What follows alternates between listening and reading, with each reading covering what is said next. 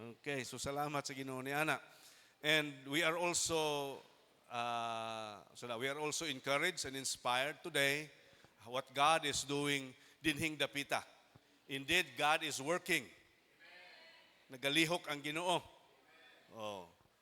Kinahanglan sa Cebuano na makiramdam yung kanunay ba, so that we will know that God is working and that mo uban ta diha kung maglihok ang Ginoo. Amen. Nay uban kay balungan naglihok ang Ginoo pero muana raman di man mo apil. So kwanto nangaluya na to. Pero kung kay balok ka nga ang Ginoo nagalihok uban ta didto so that adunay kadaugan, adunay gyoy tinud-anay nga kalipay o satisfaction sa atong tagsa ka mga kinabuhi. I cannot present to you kung unsa ang Shekinah, but ang eskwelahan kung ako ginumalahan karon mag 40 years na karong tuiga. Niya ang igsuon ni pastor diha na ni Human ang iyang magulang, si pastor dito sa Maabsi. Ang iyang eskwelahan kung asa siya ni graduate is the mother school of Shekinah Alliance Bible College. So mag 40 years may karong 28 ang celebration, and we will have a second grand alumni homecoming. Ang among tanan nga mga graduates, hopefully mamalik sila mubisita karong October 31 hangtod November 1. And we praise the Lord that Shekinah has blessed by God, and we are able to produce more than 700 na nga graduates. Nagsugod ko, nagtudlo 1991, gihimo ko nga OIC 2002 o gitaas nila gihimong presidente para na sila basulon. Naisugo-sugoon since 2005 hangtod karon. And akong na-experiencean diha kung unsa kaayo ang Ginoo. I shared gahapon kagabi kay Pastor Charlie 2009 ako ni. The whole night, wag ko katulog. And reflecting on the life of Adoniram Hodson, gisulti niya, ingon niya, God's work done in God's ways for God's glory will never lack God's supply. And for so many years, we've experienced the faithfulness of God demonstrated sa pagtagbo sa panginahanglan o sa ministry gihatag kanamo. Right? In fact, after COVID o during COVID, ang among estudyante from 134 nahimo na lang nga 48. And karon hinahinay ni Saka, we have 69 sa campus, we have 21 interns aduna may 90, and naapog ko yung mga extension classes for church planting ministries dinhi sa North Central Mindanao, Cagayan. That's why kita na po mi gusob ni Pastor Charlie, and the friendship, the partnership sa ministry nabalik na usab. And then sa Palawan o karon sa Negros banda sa Bacolod. So we praise the Lord for that. God has sustained us. And in all this, we would like to give God the honor, the glory. We praise Him. And so join me as I share a song sa gihimo sa Ginoo. And if you know this song, you can sing with me, because I believe makarelate kamo nga ang atong Ginoo sa iyang ginahimo kanato, ang atong tubag maula ang pagsimba, pagdaig sa tanang gihimo niya. Salamat Ginoo, miingon ta. Okay?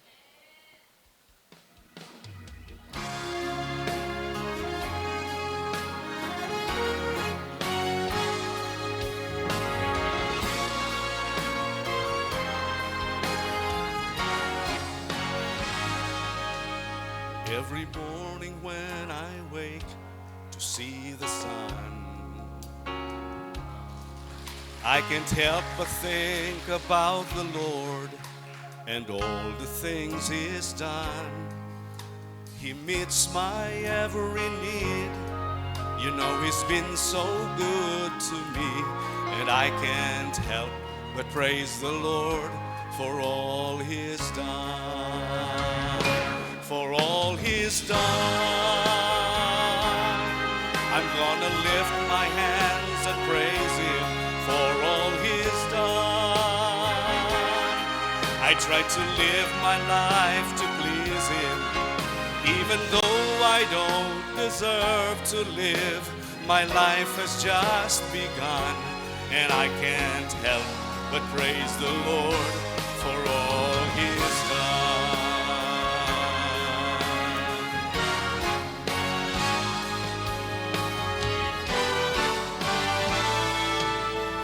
There are many things that I could praise God for.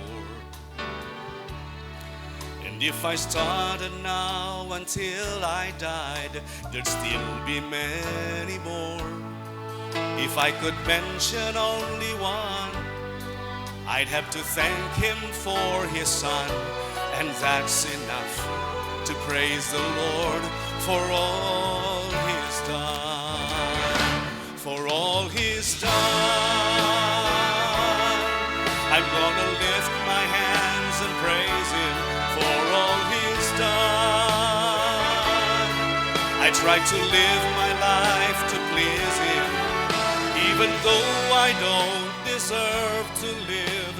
My life has just begun, and I can't help but praise the Lord for all He's done.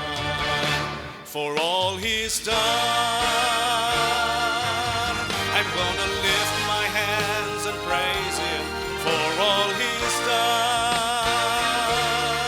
I try to live my life to please Him, even though I don't deserve to live. My life has just begun, and I can't help but praise the Lord for all He's done. Even though I don't deserve to live, my life has just begun,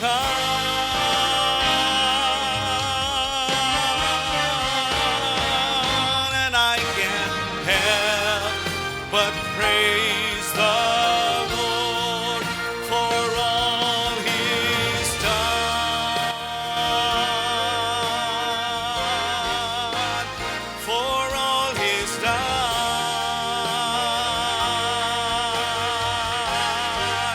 For all He's done.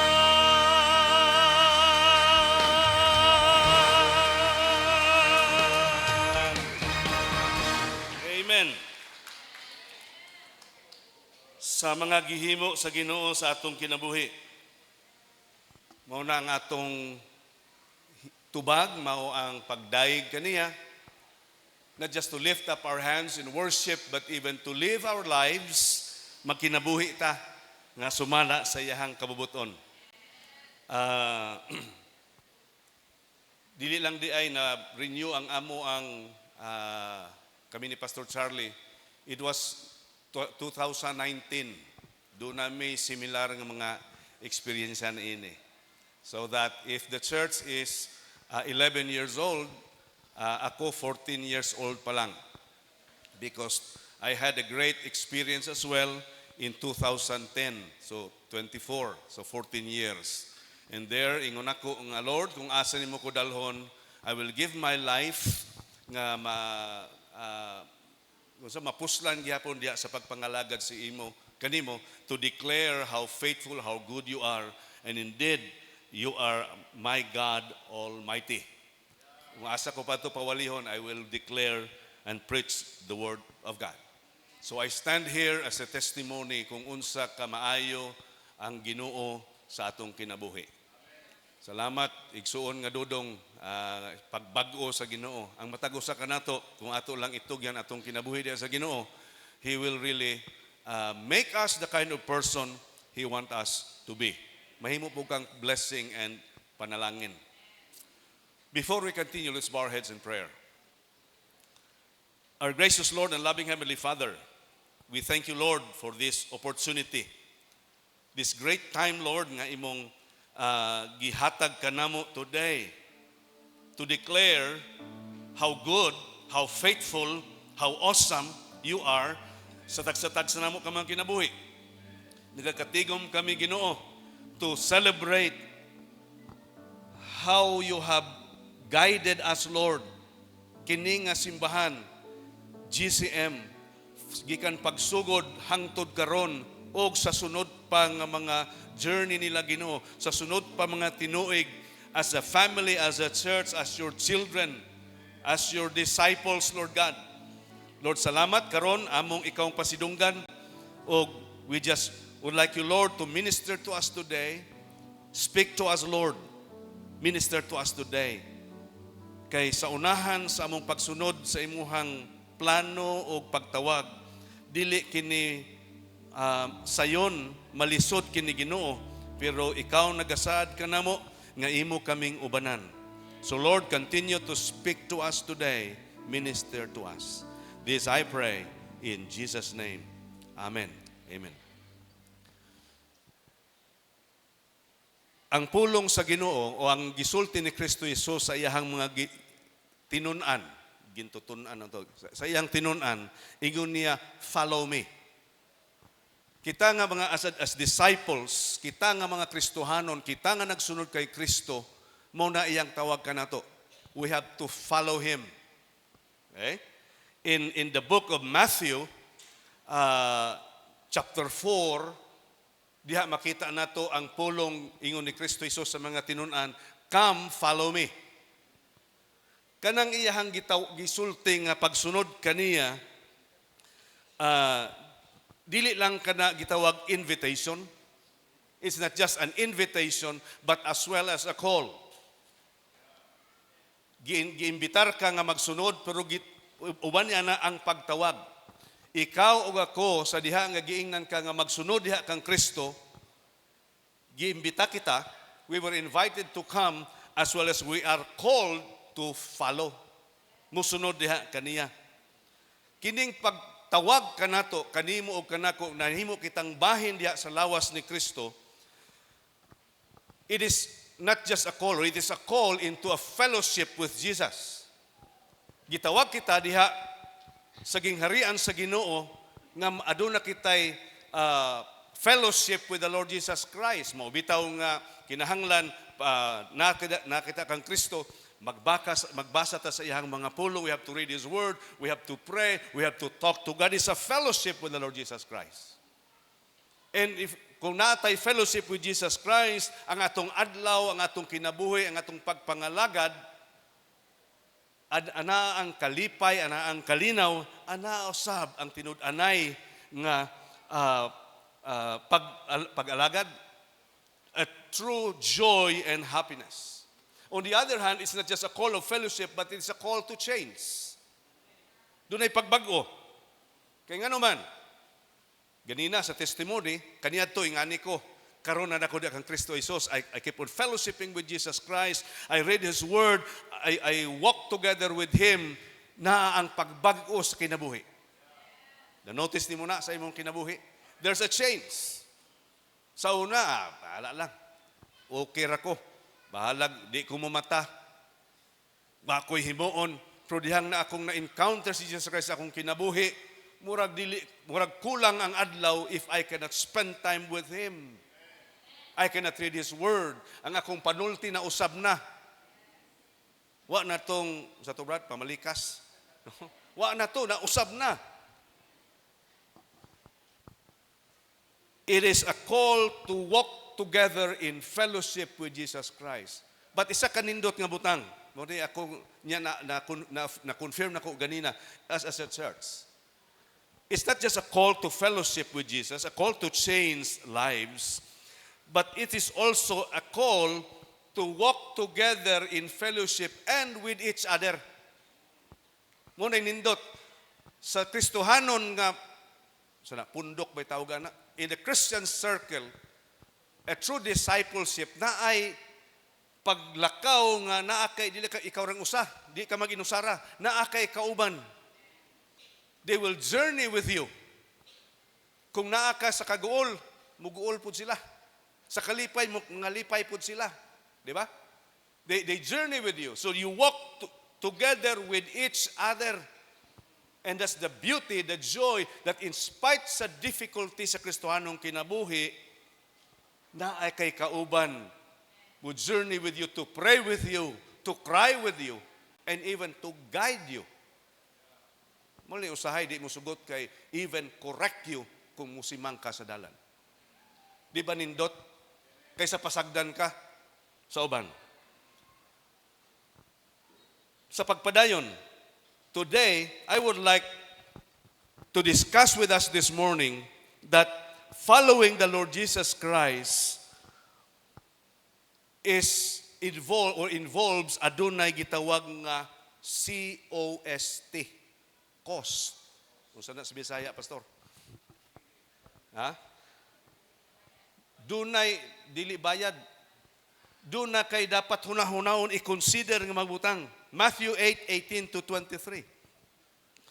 In Matthew 8:18 to 23, here na ay gi-identify kanato nga mga costs kung kita magsunod, magkinabuhi, ilalom sa kabubuton o magsunod diha sa Ginoo. By the way, ang kaluwasan libre. Di ba? Naingon nga salvation is free.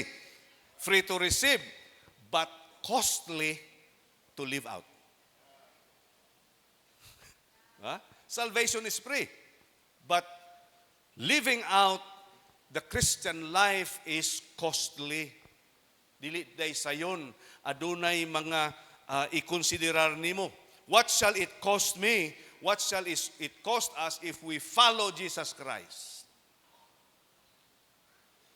Living out Jesus Christ day after day, especially as we journey again for another first year karon, for another decade sa atong pagpangalagad sa Ginoo, it cost us many things. One is that the cost of following Jesus Christ, it will cost us, the cost of following Jesus Christ, kanang iyang pagsunod sa iyang sugo. To follow Jesus cost us to obey His instructions. Inyo bang na-realize na? We have to do what Jesus Christ is telling us to do. Pinasa yung mga pulong.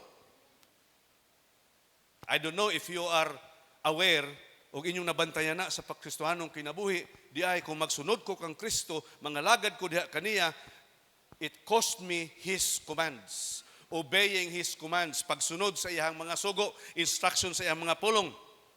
And nadiya sa iyang mga pulong, we have to do what Jesus tells us to do.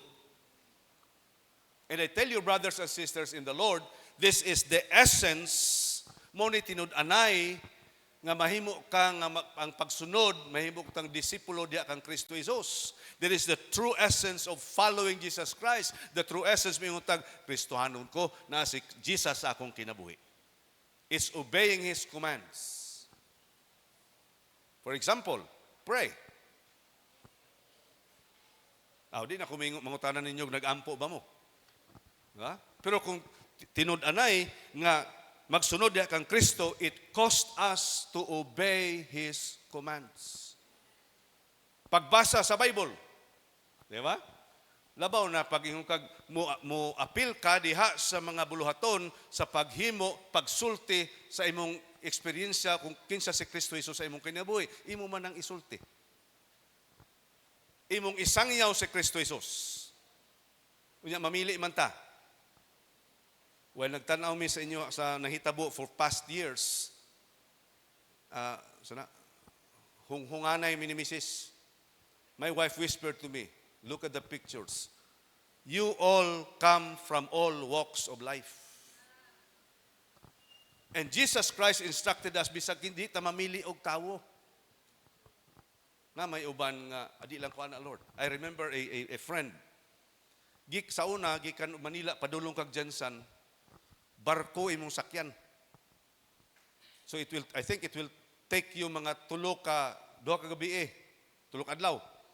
So pagabot sa buntag ingon niya ang iyang pamahaw kaon siya og kanang apple kay diet lagi ingon pa niya nga Lord, give me one soul today.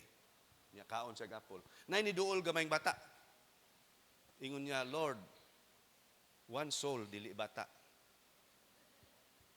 And after siguro mga almost 5 minutes, nga wag niyo tagda.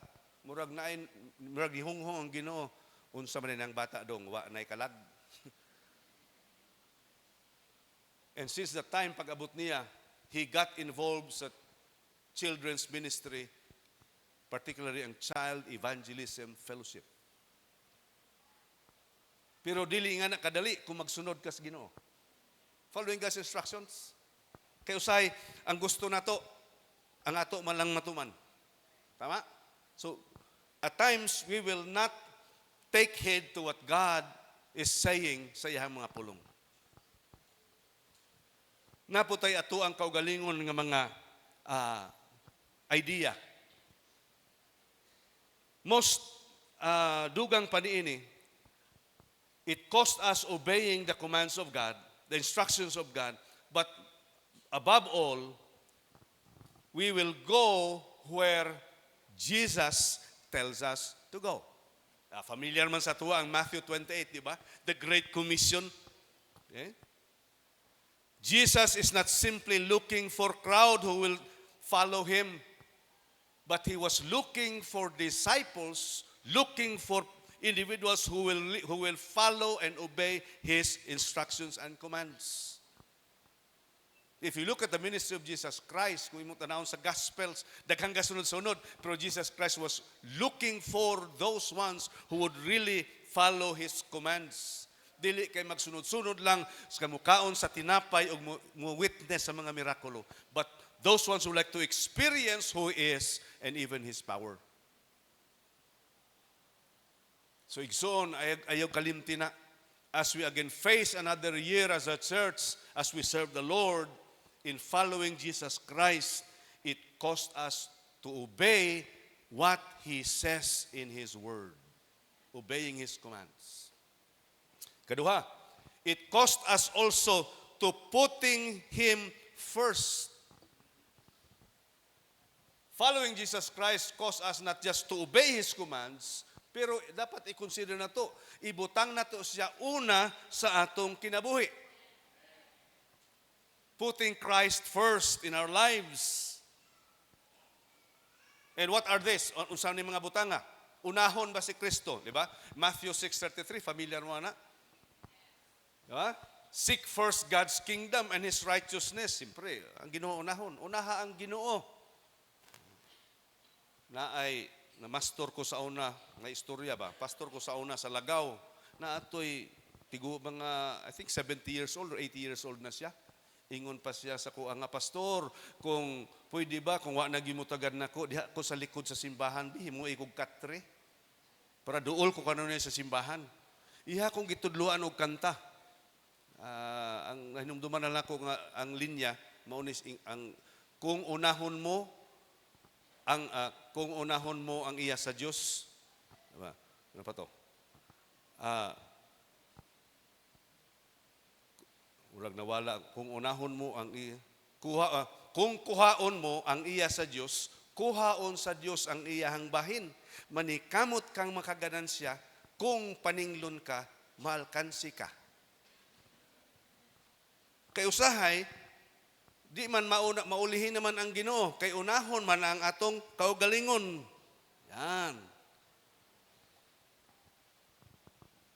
Maunay lisod. So kung paninglon na tas Ginoo, what that old woman was referring to was gikan Lunes hangtod Sabado. Atua pagka Domingo kalimot nas Ginoo. Atua lang gihapon. So ingon niya mao na pastor, kung kuhaon mo ang iya sa Dios, kuhaon sa Dios ang iyang bahin. Kung maningkamot kang makaganansya, kung paninglon ka, alkansi ka. That's why unahon ang Ginoo, putting Christ first, and that is what following the Lord Jesus Christ means. And this includes the following.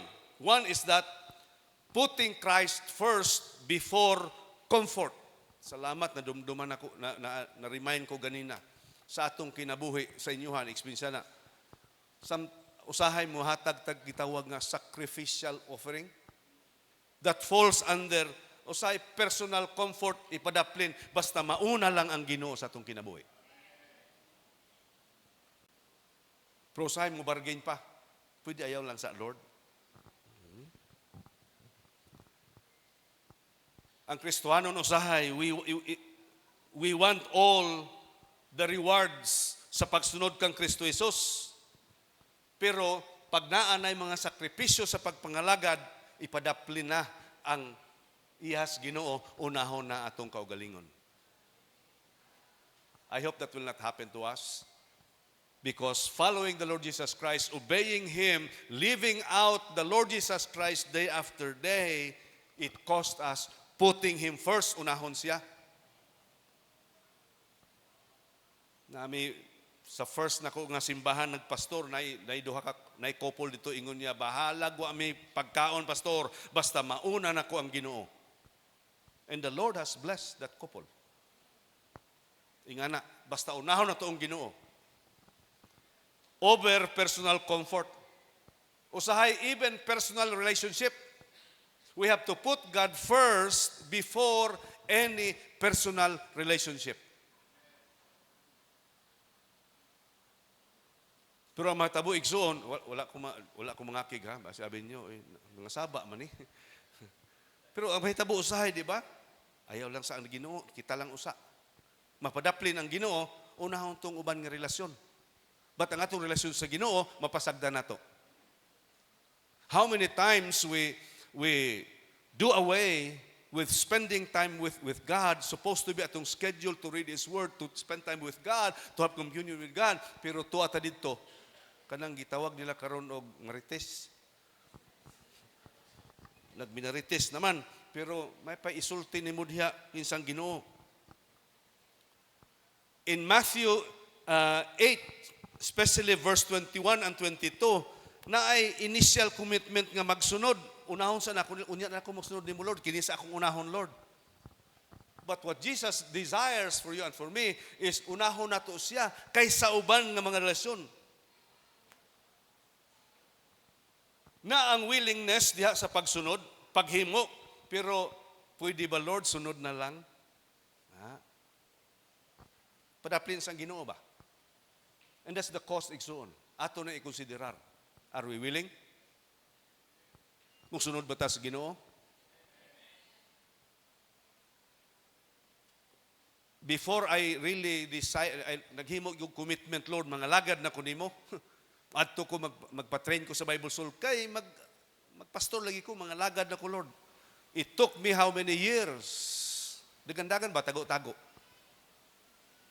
Ampuan pa ka sa kong papa, ampuan ka sa mga, kay akong lula, pag ingon akong lula, kinsa to maadtog Bible School. Di man kakita, so taas-taas kag kamot. Mailad na ko akong lula, pero di na ko mailad ang Ginoo. I ran away only to find out na padulong gyapon ko to sa Ginoo. And I said, Lord, I will serve you. I will commit my life to you. Once we commit our life to the Lord, we say, Lord, I will follow you. Dapat mauna siya. And I tell you, daghang mga challenges dia along the way nga magsunod ta sa Ginoo. Karong tuiga o sunod pa nga tuig, as a church we journey. Ito sundo na to ang Ginoo, mao na ipahimo sa Ginoo kanato. Daghan mo abot diha nga usay mapadaplin ang Ginoo. Dapat balik ta, Lord, unahon ka namo. Sa pagpangalagad igsoon sa ministry, there are times mas unahon ako ang Ginoo kaysa ikaw. Mas gusto na ko malipay ang Ginoo kay kaninyo. And doing the ministry as a sort of testimony, there are daghan diha nga ma-offend mong uban, di na ganahan nimo, inako bahala mo, di mo ganahan ako, basta ganahan ang Ginoo, malipay ang Ginoo sa akong pagpangalagad. That applies bisan sa atong Kristohanong kinabuhi. Kay mas palabihon man nato ang relasyon sa uban kaysa atong relasyon sa Ginoo. And many times we ingunta, nganong ingani naman akong kinabuhi? It is because wa man nato gyuna ang Ginoo. In Matthew 6:33, ingon pa sa last part diri, and all these things will be added to you. Mas gusto nato itong tuwas katapusan, pero ang una, seek first God's kingdom and His righteousness, and that is putting Him first in our lives. And putting Christ first means siya mauna before any personal relationship. Igsoon, ang pagsunod nato sa Ginoo as we face another year atong kinabuhi sa as a church, it cost us to obey His commands. It cost us to put Him first, and it cost us also to follow through our commitment. Following through. Okay? Sa Bisaya pa na, padayon na. Okay? Kay usahay, daghan man taghimo nga initial nga mga sulti, yes Lord. Mukanta pa tatong lukso-lukso, yes Lord, yes Lord. Pero diha ra, pag humanog kanta, wa na. Isa ba to? Yes? Oh. We have to follow through our commitment. Kay musugot kag sa dili sa diha mo yung Lord mosunod ko nimo sa unahan nanay mga temptasyon, nanay pagsulay, dili sayon. And God will remind us, are you willing to follow me? Daghan naghimo sa ilang gitawag nga initial profession of faith, but never follow through on their commitment. Gamay lang issue, gamay lang nga problema diha, di na mo simba, di na mga lagad, di na mo ampo. Here comes the moment of truth. Ano gitawag nila? Here comes the moment of truth. Wa lang gitagad sa iyang uyab, di na mo simba. Uy, murag ka-relate man mo. Naku, istorya ana ba? Partner nako Bible study, church planting sa Manila. Ingon niya, kabalo ka pastor, namatay na to siya. Ingon niya, kabalo ka pastor, paano ko naasawa si ate Ami mo? It took us ilang years. Kasi ang plano ko pastor, Tagalog man sila.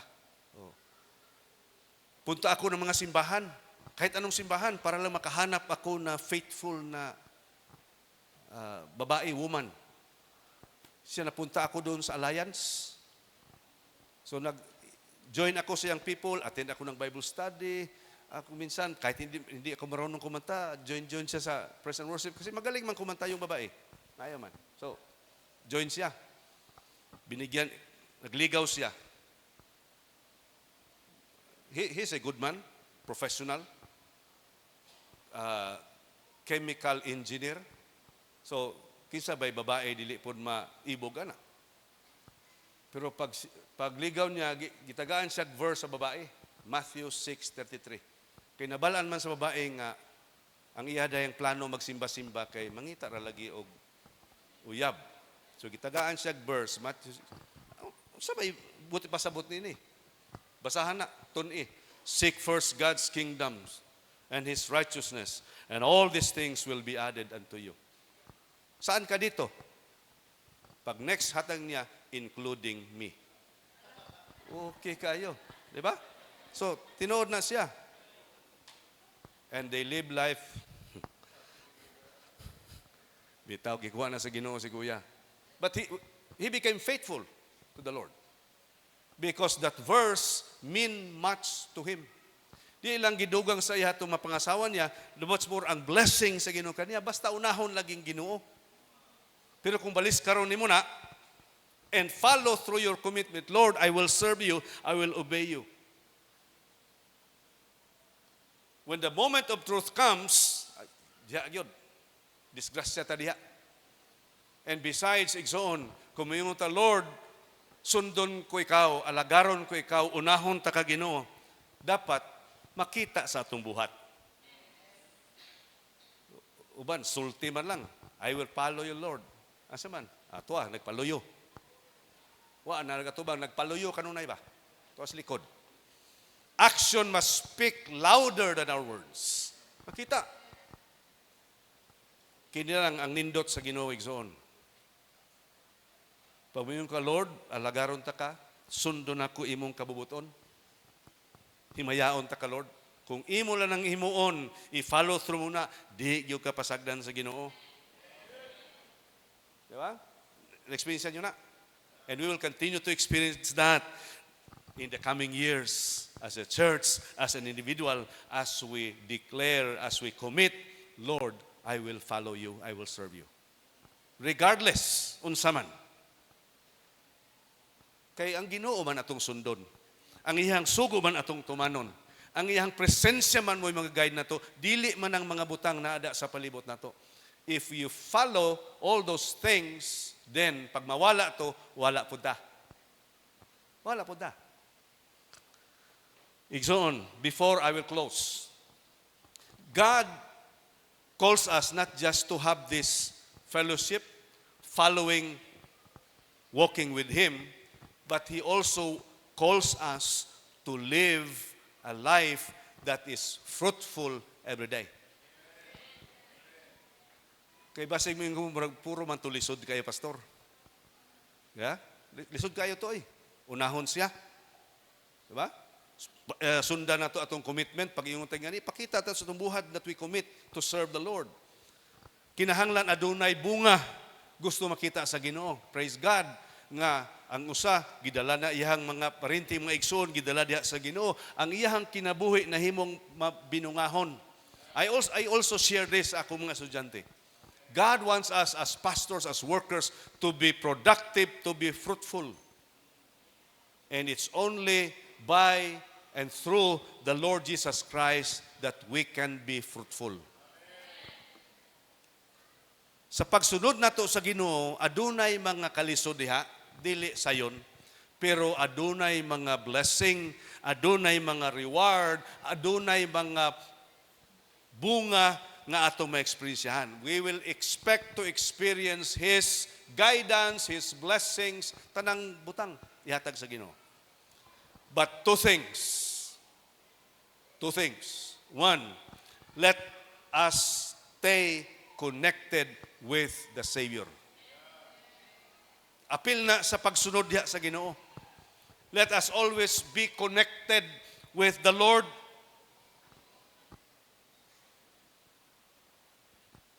This is not about being connected with big people. This is being connected with God.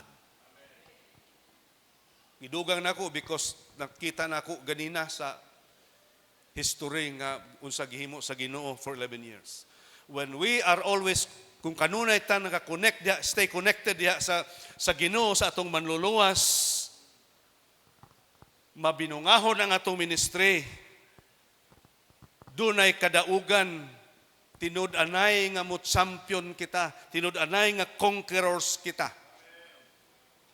If we want to be fruitful, if we want to be successful, if we want to be prosperous amid sa mga kalisod diha, let's be connected to the true source of fruitfulness, and that is the Lord Jesus Christ. Jesus is all we need. Jesus is all we need. Well, mogamit ang Ginoo og tawo, pero dili na to baliktaron. Di ba? Kinahanglan na to ang tao, kinahanglan na ko yung tawhana. Pero ang Ginoo, si Kristo mo atong gikinahanglan, and Jesus will touch individuals, persons to dalhon kita diha aron makatabang sa atong buluhaton. As we remain connected to Him, constantly diha sa true source, aduna tay tinud-anay nga source sa gahom, because He is all that matters above all others. Jesus is all that matters above all others. Kung konektado ta kanunay sa Ginoo, matingala ka lang o masurprise ka lang na adayon. Bisag asa ikaw, ang kamot sa Ginoo, ang blessing, ang hand sa Ginoo, na kanunay. So stay connected. Ayaw gyud. Ayaw gyud biya diha sa Ginoo.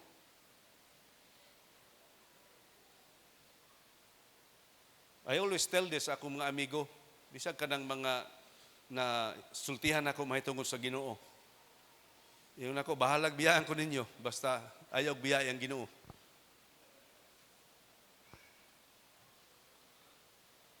Kaya naiusam, yung usag, di na kumusimba, pastor. Ano man. Makita na ako ng tawhana, di ko ganahan, sud sa simbahan. Yun ako, so di ka musod og langit. Siya nga naman, pastor, musod naglangit, unat nas langit, di ka musod. Pero kung konektado ka diha kang Kristo Jesus, mausab imong pananaw ng tawhana. Usbon sa Ginoo. So stay connected with Jesus Christ. Kadua, not just stay connected, but stay positioned. Gusto na ito magbinungahon? Gusto na ito mulambo atong pagpangalaga diya sa Ginoo? atong ikonsiderar itong mga kalisod, but let us stay connected and let us stay position diha sa Ginoo. Positioning ba? Position ourselves in the right place with the right people at the right time. Familiar ta sa Salmo 1. Okay? Ang Salmo 1, sa verse 1, ang asa man nakaposisyon tong tawhana, wala man diha sa pulong sa Ginoo, wala man diha kang Kristo Jesus. So ang may tabo, maminaw siya dito sa mga palibot. So hinay-hinay siya palayo. Lingkod siya dito. Una, tindog pa, human nilingkod na hangtod, nibiya na siya diha sa Ginoo. But when we stay positioned diha sa Ginoo, ingon pa sa Psalm 91, let us dwell in the shadow of the Lord Almighty, and we will enjoy His protection, His blessing, His presence. Let God be our dwelling place. Positioning ourselves always diha sa Ginoo. So ang pangutana kanimo ug kanako igsoon, where do we often find ourselves positioned? Asa ba nato gibutang kanunay atong kaugalingon? Asa ba nato kanunay giplastar atong kaugalingon? Oy, basig dito sa uban kay mga dagkong tao dito punta. Pero kung diha ta sa Ginoo, igsoon, yes, it cost us so many things, yet His presence, His protection, His guidance, above all, His blessing will be ours.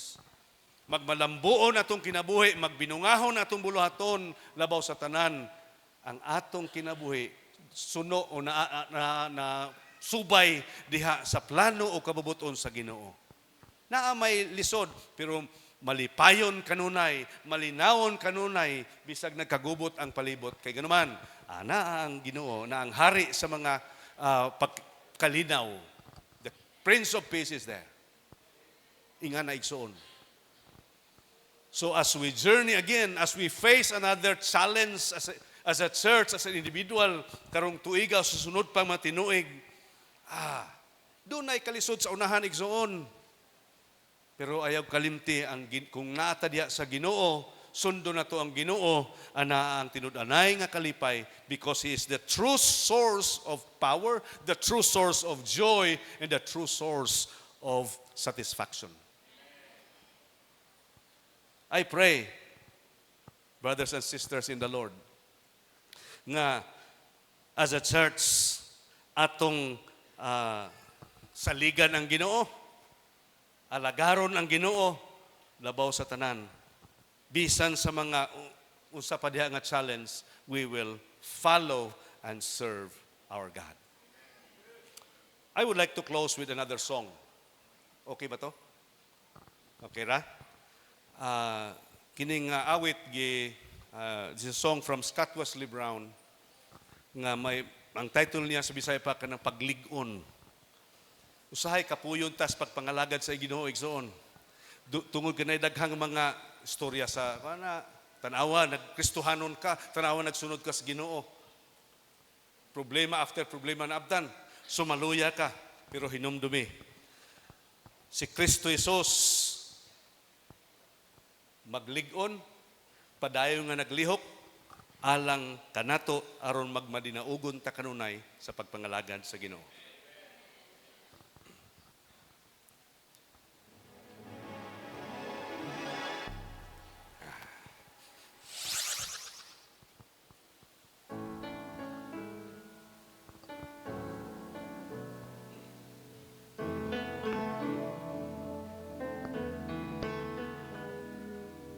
Never was love so tender, never was love so strong, even in His surrender, His love would carry on, and as His heart was breaking, He was mending lives, and as He hung there dying, He was giving us life.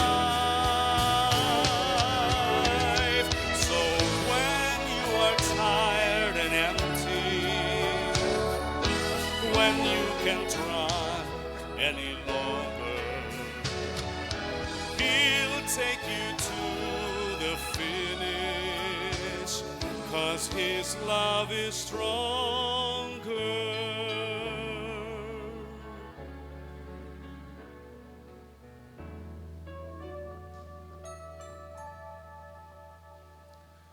Never was love so humble, never was love so brave. The chains of death all crumbled as love rolled a stone away. And as He reigns in glory, He's still mending lives. And when your heart is dying, He can give you new life. So when you are tired and empty, when you can't run any longer, He'll take you to the finish, 'cause His love is stronger.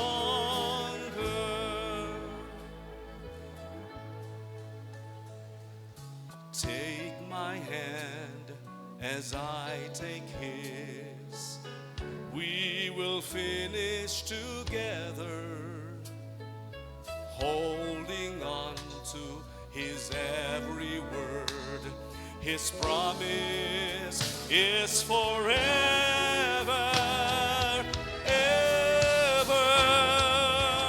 When you are tired and empty,